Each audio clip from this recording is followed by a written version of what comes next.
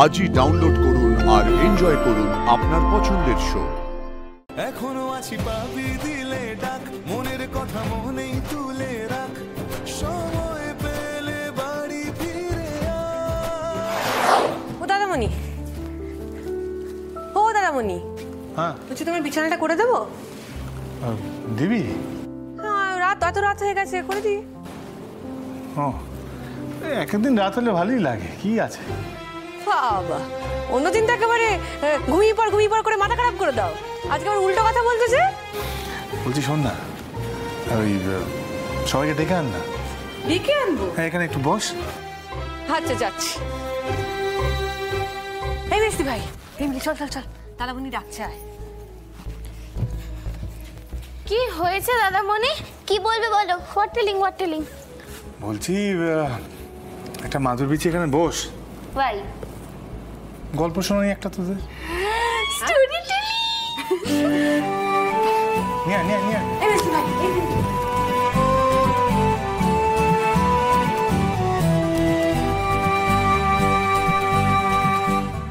কিরে, এই রাত বিরেতে তোরা কি করছিস? হ্যাঁ, এই না মানে এই একটু কথা বলছিলাম আর কি। বাবা কিসে গল্প শোনাবে গো? গল্প? ও, দাদামণি গল্প শোনাবে? শুধু তোদের শোনাবে, আমাকে শোনাবে না? আচ্ছা দাঁড়াও, তোমার আরে না, তুমি বসো না। দে মোড়াটা দি। হ্যাঁ দে, বসো। কেন শোনাবো না বাবা? বল। দাদামণি শুরু করো। দেখি শুরু করো। বেশ, তাহলে শুরু করি। হ্যাঁ, একটা বড় জঙ্গল ছিল, তার মধ্যে ছিল একটা গাছ। কি গাছ? কি গাছ? আরে থাম তো, যে কোনো একটা গাছ। দাদামণি বলো তো। হ্যাঁ, একটা বড় গাছ, বিশাল বড় গাছ। সেই গাছের মধ্যে 5টা পাখি থাকতো। পাখি? You mean bird? এই পাখির গল্প গো? বলতে দিবি না বলতো? আচ্ছা এই সাইলেন্ট। না, ঠিক আছে, শোন না, বলছি যে একটা গাছে 5টা পাখি থাকতো, তাই তো? না, আমি একটু ভুল বলেছি। 5টা পাখি নয়, ওটা 6টা পাখি হয়। 6টা পাখি থাকতো, একটা বাবা পাখি, একটা দাদা পাখি, আর 4টে বোন পাখি। বিপত্তি ভাই, দাদামণি মনে হয় আমাদের গল্পই বলতে, জানিস তো। মা পাখি নেই কেন? মা পাখি তো অনেক আগেই উড়ে চলে গেছিল, অনেক দূরে। তারপর আর কোনোদিনও ফিরে আসেনি। তারপর বাবা পাখিটা আর দাদা পাখিটা দুজনে মিলে ওই 4 বোন পাখিকে মানুষ করতে লাগলো। এই, হাউ বার্ড বিকেম মানুষ হয়? পাখি কি করে মানুষ হয়? উফ রেশমি, তুই যদি এরকম করে খুঁত ধরিস তাহলে আচ্ছা আমি বলবো না তাহলে।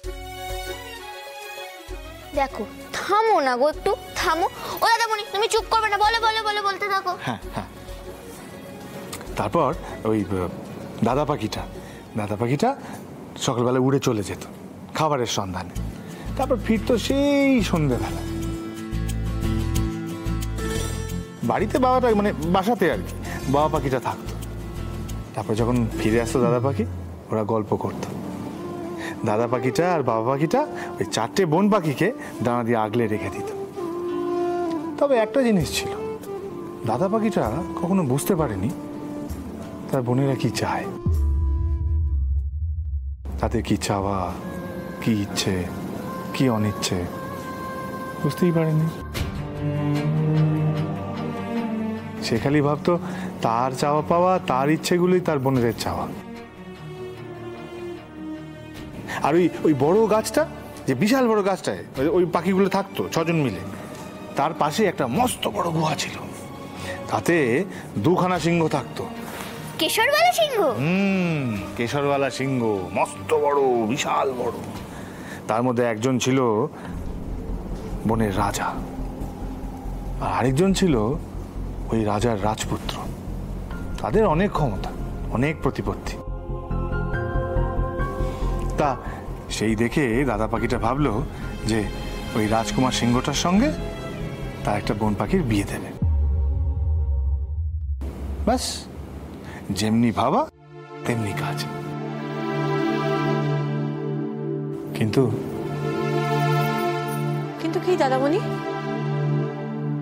কিন্তু একদিন এই দাদা পাখিটা দেখলো যে ওই রাজকুমার সিংহটা একটা অন্য পাখিকে তার একটা একটা করে পালক সব ছেড়ে নিচ্ছে, যাতে সে কখনো আর উঠতে না পারে।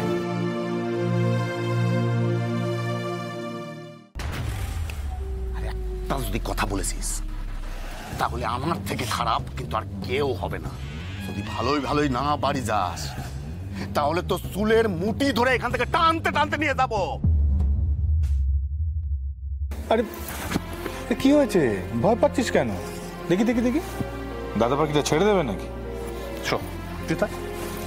দাদা পাখিটা ছেড়ে দেবে না, সে সোজা পৌঁছে গেল ওই সিংহের গুহায়। গিয়ে বললো রাজা সিংহ, শোনো সিংহ, তুমি অনেক ক্ষমতাশালী হতে পারো, তোমার অনেক ক্ষমতা, হ্যাঁ তুমি বনের রাজা হতে পারো, কিন্তু আমার বন পাখিগুলো আমার বাসায় কিন্তু মহারানী।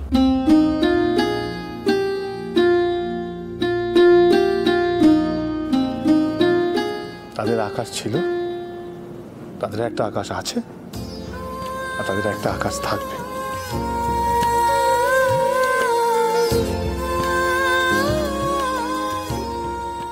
যাতে তারা মনের আনন্দে যখন খুশি আকাশের বুকে উঠতে পারে, যখন ইচ্ছে তখন।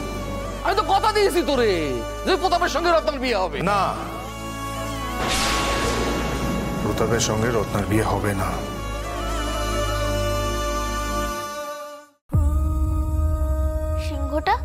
সিংহটা কিচ্ছু বললো না?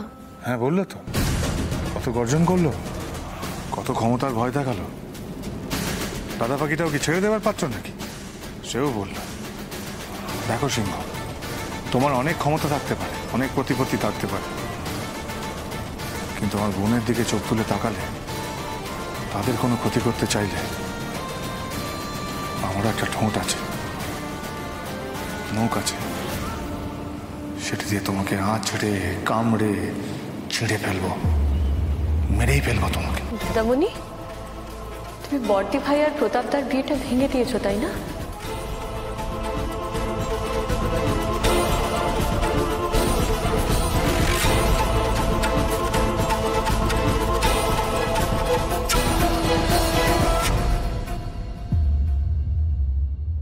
এখনো আছি পাবি দিলে ডাক, মনের কথা মনেই তুলে রাখ, সময় পেলে বাড়ি ফিরে আয়।